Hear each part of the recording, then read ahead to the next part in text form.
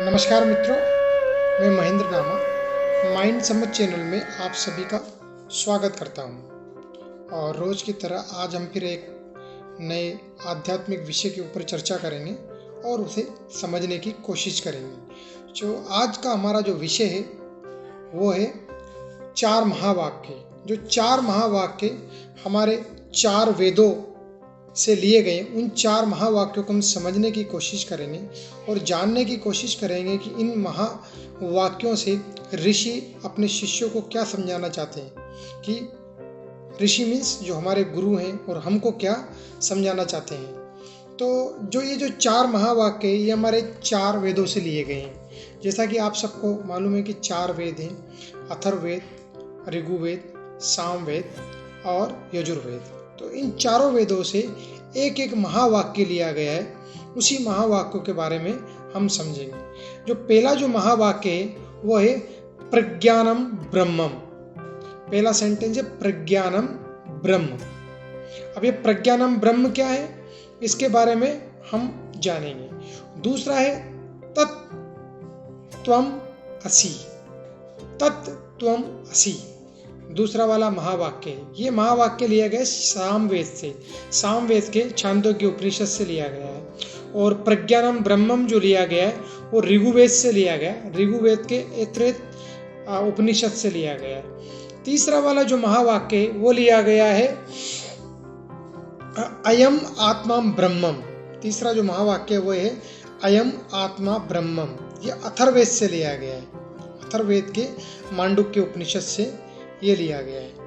अब ये जो चारों सेंटेंस है, ये जो चारों जो महावाक्य हैं, जो हर वेद का निचोड़ है, हर वेद का एक महावाक्य है जिस पे अगर आप मेडिटेट करते हो तो आप इनलाइटन हो सकते हैं, ब्रह्म को पा सकते हैं। यही वाक्य हमारे को बाहर से अंदर की तरफ ले जा सकते हैं और हमारी खोज की दिशा में हमको बढ़ा सकते हैं। जो जिस पर्पज के लिए हमने जन्म लिया उस पर्पज को पूरा कर सकते हैं। तो हम इन वाक्यों को समझने की कोशिश करेंगे कि है क्या।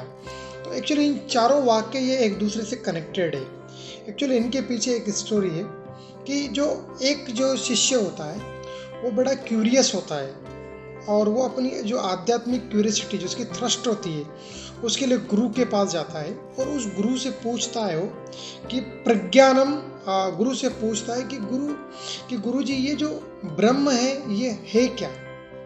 अब वो गया होगा गुरु के पास में किसी और शब्द को पूछने के लिए, मगर उसने जो शब्द पूछा वो पूछा ब्रह्म के बारे में कि गुरु जी ये ब्रह्म क्या है, ये जो परमात्मा ये है क्या।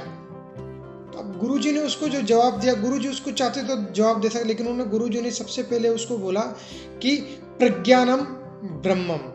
अब प्रज्ञानम ब्रह्मम क्या, इसका मतलब क्या होता है? प्रज्ञा का मतलब होता है कॉन्शियसनेस। कॉन्शियसनेस मतलब जो ज्ञान है। तो प्रज्ञानम ब्रह्मम मतलब जो प्रगट ज्ञान है वही ब्रह्म है।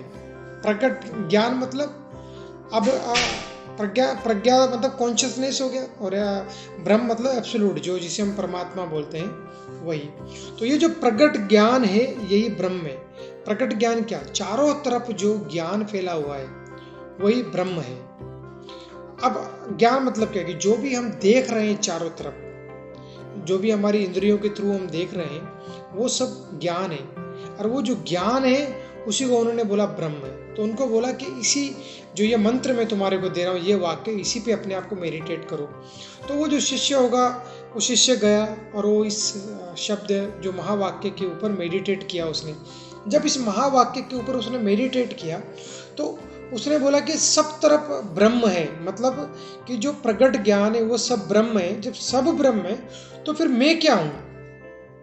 जब ये इस वाक्य के ऊपर अपने आप को मेडिटेट कर रहा था बार बार में, तो उसको ये विचार आया उसके अंदर से कि भाई जब सब ब्रह्म है, जो सारा प्रगट ज्ञान ब्रह्म है, तो फिर मैं क्या हूँ। तो फिर गुरुजी के पास गया और गुरुजी के पास में जाकर बोला कि गुरुजी को बताया कि गुरुजी जब सब कुछ है, जब सब कुछ जो प्रकट ज्ञान है वही ब्रह्म है, तो फिर मैं क्या हूँ।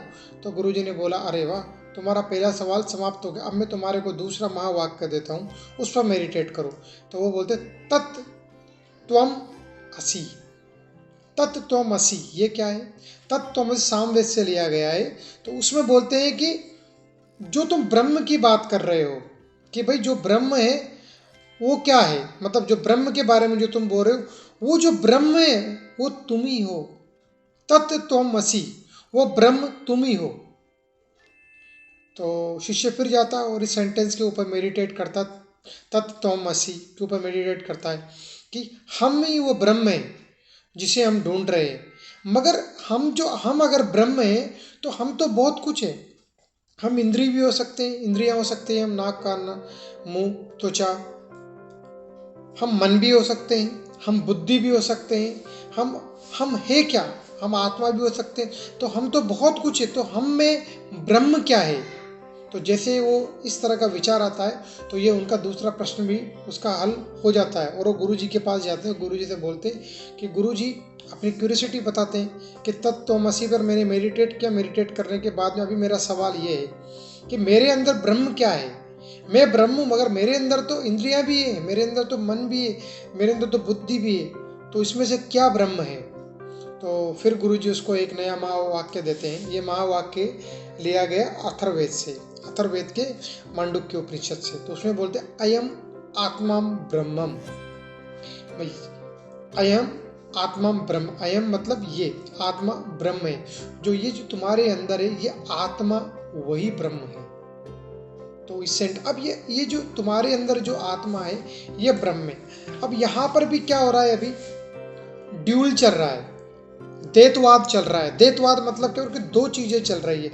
मतलब तुम्हारे अंदर मतलब तुम हो और आत्मा है, मतलब दो चीजें, तुम अलग हो और वो आत्मा अलग है तुम्हारे अंदर।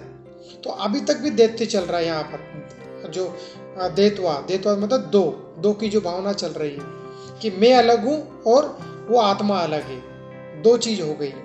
तो अब इसमें जो चिंतन करने वाला है वो चिंतन करने वाला भी ब्रह्म है और वो जिसकी चिंतन कर रहा है वो भी ब्रह्म है। तो अभी लेकिन क्या हो रहा है इस सेंटेंस के अंदर कि चिंतन करने वाला अलग है और ब्रह्म अलग है। तो अभी भी यहाँ पर क्या है कि कन्फ्यूजन की स्थिति है। यहाँ पर भी जो साधक है, जो शिष्य है, वो कन्फ्यूज है, क्योंकि अभी भी वो हर चीज को दो हिस्सों में बांट के देख रहा है। वो खुद को अलग देख रहा है, ब्रह्म को अलग देख रहा है। तो यहाँ भी द्वैतवाद आ गया। इसके बाद में जो फाइनल जो स्टेटमेंट जो गुरुजी जो चौथा जो महावाक्य उसको देते हैं वो लिया गया यजुर्वेद के वृद्धारण्य उपनिषद से। उसमें बोलता अहम ब्रह्मास्मि, अहम ब्रह्मास्मि मतलब मैं ही ब्रह्म हूँ। अब यहाँ पर अलग अलग ब्रह्म भी मतलब मैं ही हूँ, ब्रह्म भी मैं ही हूँ, जो मैं अलग नहीं है ब्रह्म से, मैं ही ब्रह्म हूँ। जब मतलब अभी क्या हो गया कि जो हम जीव है उसने परमात्मा का अनुभव कर लिया। जब जीव ने परमात्मा का अनुभव कर लिया तो जीव और परमात्मा दोनों एक हो गए। तो जो दोनों एक है मतलब अहम ब्रह्मास्मि, मैं ही ब्रह्म हूँ। मतलब क्या होता है कि जब जीव उस परमात्मा का अनुभव कर लेता है तो वो भी ब्रह्म बन जाता है, वो भी उस ब्रह्म का रूप हो जाता है। तो ये जो फाइनल जो स्टेटमेंट होता है अहम ब्रह्मास्मि, ये इस शब्द तक पहुंचने के लिए बाकी के 3 महावाक्य होते हैं। तो ये 4 महावाक्य हैं। तो ये महावाक्य जो वेदों से लिए गए हैं और हर महावाक्य को बहुत अच्छे से समझने के लिए बहुत सारे जो गुरुओं ने और बहुत सारे जो विद्वानों ने इसके ऊपर टीका टिप्पणी भी की गई। ओशो ने भी इसके बारे में बात की है, बहुत डिटेल में उन्होंने समझाया है इनको भी कि ये क्या है। और भी जितने भी हमारे जो महापुरुष शंकराचार्य वगैरह बहुत लोगों ने इनको समझाया है। तो ये जो 4 महावाक्य हैं तो ये उपनिषद के अंदर आपको मिलेंगे और उपनिषद वेद से निकल कर आए, मतलब ये वेदों के हिस्से हैं। मतलब इन वेदों का जो निचोड़ है अगर देखा जाए तो ये 4 महावाक्य हैं। तो इन 4 महावाक्यों को अगर मैं आपको समझाने में सफल हुआ तो मेरा वीडियो बनाने का जो मकसद है वो सफल हुआ। और ये बाद में हम इस एक एक महावाक्य के ऊपर और हम आगे डिटेल में स्टडी करेंगे और एक एक महावाक्य को हम समझने की कोशिश करेंगे आगे और डिटेल में, और इनको हम हमारे रोजमर्रा के जीवन से जोड़ने की कोशिश करेंगे कि कैसे हम इस एक एक महावाक्य के ऊपर अपने आप को मेडिटेट कर सकते हैं। तो फिर दोबारा से मैं बोलूँ 4 महावाक्य हैं। प्रज्ञानम ब्रह्मम तत्त्वम असि, अयम आत्मा ब्रह्मम, और 4th अहम ब्रह्मास्मि। तो आज के लिए इतना ही। थैंक यू वेरी मच मेरी बातें सुनने के लिए और समझने के लिए। शुक्रिया। Thank you. Good night.